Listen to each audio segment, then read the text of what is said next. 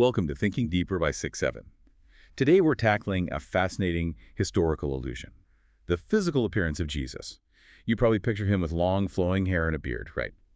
But what if I told you that first-century men overwhelmingly had short hair, that ancient Jews dressed just like their Roman neighbors, and that a combination of ancient lice, Roman propaganda, and the strict rules of a Nazarite vow practically proves that iconic image is a later artistic invention?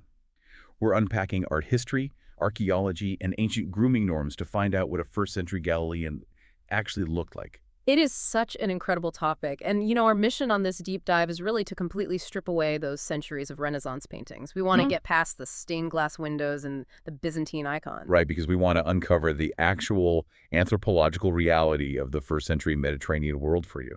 We're digging into the ancient texts, excavated textiles, and even preserved physical hair from the era. Yeah, it gets incredibly specific and honestly a little gross at times. It really does. Oh, and before we really get into it, if you like my channel, please subscribe and press the like button.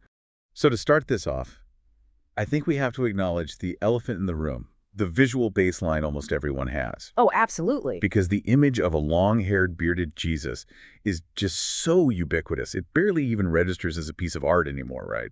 Yeah. When you picture the historical figure, that's just the default assumption of how he looked. Yeah, it has become this truly universal visual shorthand. But I mean, the mechanism behind how that image actually formed is incredibly revealing. How so? Well, that specific look didn't just emerge out of nowhere. It wasn't some factual police sketch passed down by eyewitnesses. It was actually heavily borrowed from the ancient visual language of divinity. Oh, wow, like from other religions. Exactly. When ancient cultures constructed images of their gods, they naturally projected their ultimate ideals of power onto them. So, long before Christianity, if an artist wanted to depict a supreme, almighty god in the Greco-Roman world, someone like Zeus or Jupiter, they used a specific visual cue. Which was the massive beard and the flowing hair. Right. That was the established look for untamed elemental authority. That makes a lot of sense when you think about the contrast with regular people. A supreme god. He doesn't need to worry about practical things. He's not trying to keep hair out of his eyes while working a trade or fighting in a war. Yeah, exactly. Flowing hair is essentially a luxury of ultimate power. So early Christian artists just sort of took the established aesthetic of Zeus and applied it to a first-century Jewish teacher. That's precisely it. They did it so they could signal his divine authority to a Greco-Roman audience who already understood those visual cues. Yeah. It's much less about anthropology and, well, more about theological branding. Theological branding, that's a perfect way to frame it. It's brilliant visual communication for its time, but it totally obscures the historical reality for us today. Right. If we really want to understand what a man from that specific time and place actually looked like, we have to establish a true historical baseline for the first-century Mediterranean world. And the archaeological record is pretty unambiguous on this, isn't it? It is remarkably unified. Across the entire Roman Empire, short hair was the absolute unquestioned norm for men. I mean, we have so much surviving evidence for this. If you look at Roman statuary from the late Republic right through the early imperial period, the men are consistently depicted with closely cropped hair. Yeah, you see it in all the official busts, guys like Emperor Augustus and Tiberius. The Romans highly valued this disciplined, sort of rigid military aesthetic. Short hair was practical for them. Very practical. It was clean, and importantly, it visually separated a civilized Roman citizen from the surrounding populations. They considered people who wore their hair longer to be barbarians. But this wasn't just like an elite style restricted to the emperor and the Senate, right? Normal people did this too. Oh, absolutely. And we know that for sure because we can just look at the wall paintings from Pompeii. Right, because those frescoes are essentially everyday snapshots of urban life. They were completely frozen in time by the volcano, Mount Vesuvius, in 79 CE. Exactly. And whether those frescoes depict wealthy people at a banquet or everyday shopkeepers or just musicians walking down the street, the men overwhelmingly have short hair. And it wasn't just happening in Italy either. No, this standard spread far beyond the Italian peninsula. We see the exact same grooming norms in the mummy portraits from Roman-era Egypt. Oh, the Fayum portraits, those are incredible. They really are. They date from the 1st to the 3rd centuries CE, and they are incredibly lifelike, naturalistic paintings. They were attached to the mummies of middle to upper-class Roman Egyptians. And even though these guys lived hundreds of miles away from Rome, they still look like Romans. Completely. They are fully embedded in those broader cultural norms. So across massive ethnic and regional differences within the empire, that default male appearance remained remarkably consistent. Okay, I do want to push back on that consensus just a little bit, though, because I recall reading ancient sources that actually criticize certain men for having long hair. Ah, Like Emperor Nero is the classic example here. He caught a ton of flack from Roman writers for his supposedly scandalous long hair. Doesn't that suggest there was maybe a counterculture of men wearing flowing locks? it's a great detail to bring up, but we really have to read those criticisms through the lens of their specific cultural baseline, not ours. What do you mean? Well, when ancient historians criticized Nero's grooming, they were reacting to a deviation from the ultra-conservative military buzz cut. Oh, right. Because I've actually seen the surviving busts of Nero. Even his controversial long hair was just a series of styled curls growing slightly down the back of his neck. Exactly. It certainly wasn't a flowing Fabio-level mane. If you walked down the street today, we wouldn't even look twice. Yeah, by our modern standards, Nero would just look like a guy who missed his barber appointment by a couple of weeks. So when we aggregate the evidence from the imperial statues to the Pompeii street frescoes to the Egyptian portraits, we have a rock-solid visual baseline. Short hair was the standard. Which brings up a really crucial transition for us. We know the Romans kept it short. But Jesus wasn't a Roman emperor or an Egyptian aristocrat. Right. He was a Jewish man living in Galilee. So did Jewish grooming norms wildly differ from the rest of the empire? Because I think a lot of people might look at modern Orthodox Jewish communities today, where men wear very distinctive sidelocks or payout, Yeah. and they just assume that aesthetic goes all the way back to the 1st century in an unbroken line. Yeah, that is a very common anachronism. Projecting modern religious markers back onto antiquity happens all the time, but the archaeological reality is quite different. How so? In their everyday appearance, Jews living in Judea and Galilee actually dressed and styled themselves much like their Greco-Roman neighbors. Really? Just blended right in. Pretty much. I mean, their religious and social identity was fiercely maintained, obviously, but it wasn't typically communicated through instantly recognizable, distinctive, everyday fashion. And the textile evidence from the region paints a really vivid picture of this assimilation, doesn't it? It does. Thanks to the extremely dry climate of the Judean Desert, archaeologists have managed to recover thousands of preserved clothing fragments. We're talking about sites like Masada, Qumran, and Jericho, right? Exactly. And these are everyday items. Tunics, cloaks, belts, even sandals and hairnets. And they all follow standard Greco-Roman styles. So there isn't some highly distinctive Jewish uniform emerging from these digs. Not at all. A Galilean villager walking down a dusty road would be wearing a wool or linen tunic that looked functionally identical to what a guy in Syria or Greece was wearing. We even see Roman fashion trends showing up in Jewish contexts, actually. There was that stunning discovery in the Cave of Letters, a tunic decorated with vertical purple stripes. Ah, yes, the clavi stripes. Right, and that was a completely standard Roman aesthetic detail. And we see this reflected in their own art, too. Yes, the Dura Europos synagogue is a perfect example of this. The surviving paintings from that synagogue actually depict Moses himself wearing a typical Greco-Roman tunic. It's amazing. The community was so integrated into the visual culture of the broader empire that they naturally painted their greatest historical prophet dressed exactly like a contemporary Roman citizen. That is wild. And there is also a fascinating literary text that highlights just how physically assimilated the population was. It's from 3rd Maccabees, which was a text written in Greek around the 1st century BCE. What happens in it? It details a story about Ptolemy IV, a Hellenistic ruler of Egypt. He decided to subject the Jewish population to a special taxation. But to enforce this, he ordered that they be physically branded with the ivy leaf of the god Dionysus. Wait, if he had to issue a decree to physically brand them just to tell who was who, that means he couldn't just look at a crowd and pick them out. Exactly. That is the necessary logical deduction here. If 1st century Jewish men were walking around with vastly different hairstyles or totally distinctive clothing, a branding decree would be completely unnecessary. They must have blended in perfectly with the surrounding Hellenistic population. Everyday visual distinction just wasn't there. And we also find this shared cultural attitude toward hair reflected in the writings of the Apostle Paul. Oh, in Corinthians? Yes, in his first letter to the Corinthians, Paul appeals directly to a shared societal expectation. He writes, "Does not nature itself teach you that if a man wears long hair, it is dishonoring to him?" Wow, so he is just leveraging the prevailing Roman standard to make his point. Exactly. And there is another contemporary text from the era that bluntly states long hair is for delicate women. Okay, so the texts and the textiles all point in the exact same direction. But we don't just have to rely on descriptions or clothing. We actually have physical hair from the period. We do, yes. It's a slightly visceral detail, but it's invaluable for this deep dive. During an excavation of a first-century tomb in the Hinnom Valley, just south of Jerusalem, archaeologists actually found a preserved clump of male hair. Which is incredible because hair usually decays quite rapidly. But the specific microclimate of this sealed burial chamber allowed a sample to survive for 2 millennia. And what did the hair look like? When researchers examined it, they found it was reddish-brown and had been deliberately and neatly trimmed to a length of about 3 to 4 inches. Now, we should probably add some context here for you listening. The guy buried in this tomb wasn't exactly a working-class carpenter from a rural village. That's a fair point.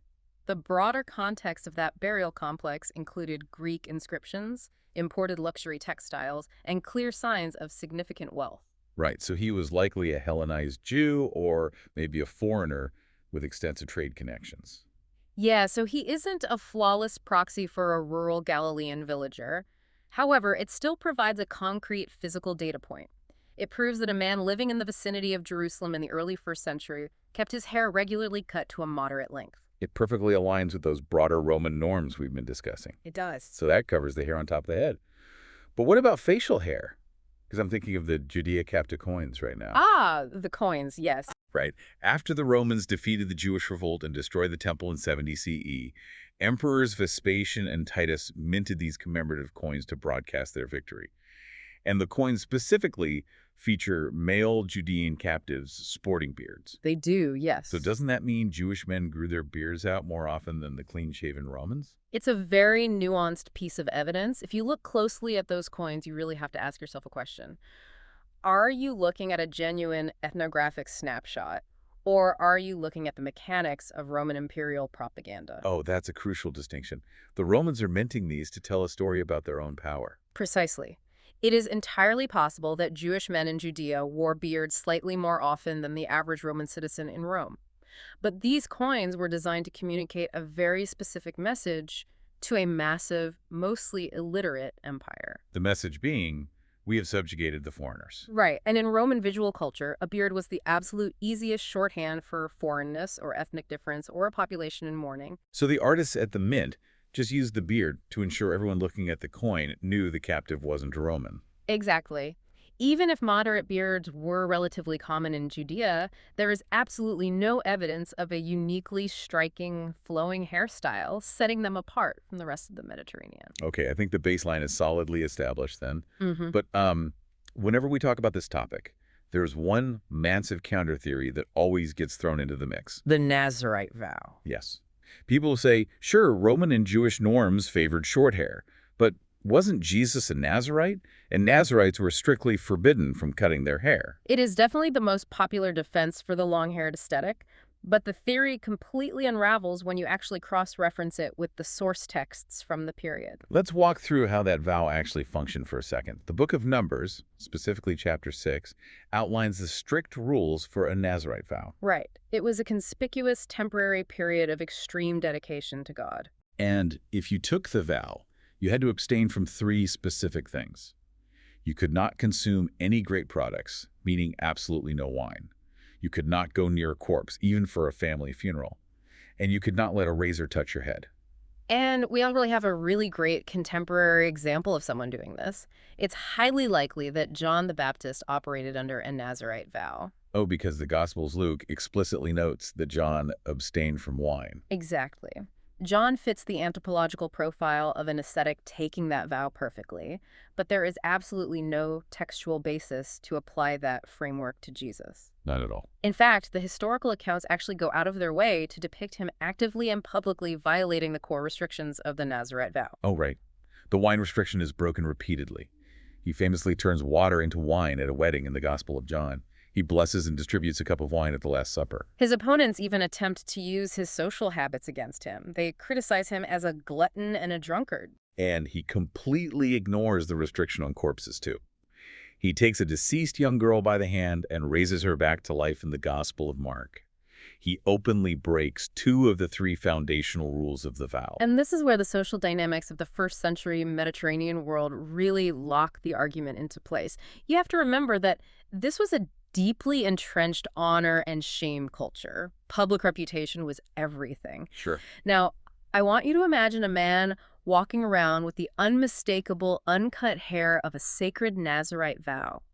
His appearance broadcasts a profound religious commitment to abstinence. But then he is seen openly drinking wine at banquets and physically touching the dead. What would the social reaction be? He would be destroyed by his critics. Yeah. They were constantly testing him, trying to find any theological or behavioral flaw to discredit him in front of the crowds. Absolutely. If he looked like a Nazarite but partied like a regular citizen, they would have mercilessly called out the blatant hypocrisy. They would have pointed at him and said, "Look at this fraud, wearing the holy hair while chugging wine." The mismatch between his physical appearance and his public behavior would have been the most obvious target imaginable. Yet across all the surviving texts, there is absolutely no mention of it. No one calls him a hypocrite regarding a vow. Wow. And the most logical reason for that deafening silence is that there was no mismatch to begin with. He simply did not have the long, uncut hair of a Nazarite. The rules of the vow, combined with his documented behavior, practically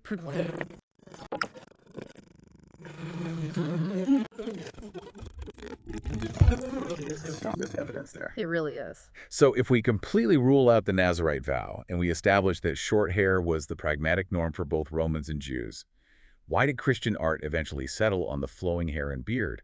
We mentioned the Zeus connection earlier, but how did that transition actually happen? Well, the Zeus imagery evolved over the centuries into something more culturally specific. It became what we might call the Greco-Roman philosopher vibe. Okay, how did that start? By the end of the first century, writers like Pliny the Younger and the Greek philosopher Dio Chrysostom were describing Stoic philosophers as possessing long hair and really striking beards. Why did philosophers adopt that specific look, though? Like, what were they trying to say? It was a visual rejection of societal vanity. By ignoring the strict, clean-cut grooming standards of the Roman elite, a philosopher signaled that his mind was focused on higher truths, not the trivialities of barbers and fashion. Oh, I see. Pliny wrote that this unkempt aesthetic actively contributed to the awe and respect these philosophers commanded. It was kind of the ancient equivalent of a brilliant professor wearing a slightly rumpled tweed jacket. It communicated intellectual seriousness. So as the new religion expanded into the broader Greco-Roman world, the artists needed a way to visually communicate that Jesus was a supreme teacher of wisdom. Exactly. By the 300 CE, you start seeing sarcophagi depicting him with this longer hair and beard. They adopted a visual vocabulary that their culture already associated with ultimate authority and profound philosophy. They clothed him in the aesthetic of wisdom. It was deeply meaningful to the Roman audience, but it was just entirely disconnected from the dusty reality of the first century Levant. Completely disconnected. And we really need to emphasize just how harsh that dusty reality was for you guys listening. For a Galilean villager constantly traveling on foot, sweating in the Mediterranean heat, and sleeping in communal spaces, adopting a flowing philosopher look would have been an absolute nightmare. It would have been unbearable. And the reason comes down to one highly unpleasant word: lice. It's a visceral detail, but it really grounds the discussion in the inescapable realities of ancient daily life. It does. The statistics from the archaeological digs are frankly staggering. Over years of excavating the Judean Desert, researchers have found 10 ancient hair combs. 8 out of those 10 combs still contain the physical remains of lice. That is horrifying. 8 out of 10. Lice were just an unavoidable everyday plague. For a man constantly on the road, keeping hair relatively short and well-trimmed wasn't just a matter of fitting into the local culture, it was essential hygiene. It was the only practical response to an environment where parasites were a constant threat. Short hair was basically a defense mechanism. It was. Which, brings us to a rather profound realization about the mechanics of human memory and history. Yeah, it totally changes how you view historical truths, doesn't it? Yeah. It actually reminds me of a concept the essayist Lindsay Ellis discussed regarding Disney's so-called flop eras. Oh, the Bambi comparison. Right. If you look at a classic Disney movie like Bambi today, it is universally hailed as a masterpiece. It's the absolute default icon of animation. But when Bambi was originally released, it was actually a massive financial flop. Really? Yeah.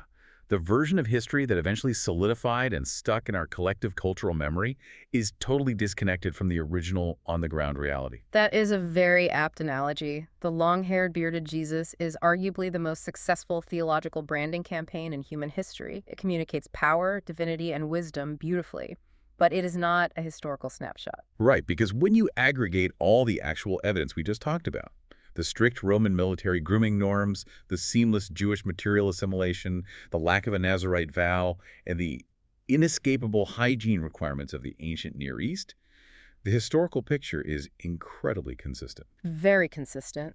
The historical Jesus likely had short to medium hair, regularly trimmed, and wore clothes that were culturally unremarkable. He would have blended right into a crowded marketplace. And ironically, the historical texts actually mention him slipping unnoticed through crowds on several occasions. He looked just like any other Judean or Galilean man of his era. Because in that world, longer hair signaled something highly specific, an ascetic identity, a temporary religious vow, or a cultivated philosophical persona. When public figures adopted those specific identities, the ancient writers almost always commented on it. But with him, they simply don't. Well, we have covered incredible ground today. We've gone from the austere statues of Roman emperors to the preserved tunics in the Judean Desert, navigated the strict behavioral rules of the Book of Numbers, and even discussed the harsh reality of ancient hygiene. We've managed to strip away the familiar Renaissance paintings to find a much more practical, resilient, and fascinating historical reality. It's a great journey, and uncovering that reality leaves us with a compelling, much broader question to ponder long after we finish. If the most instantly recognizable, universally accepted image of the most famous historical figure in the world is essentially a Greco-Roman philosophical costume mixed with the ancient aesthetic of Zeus, what other deeply held historical facts in our collective imagination are actually just highly successful artistic branding campaigns from centuries ago?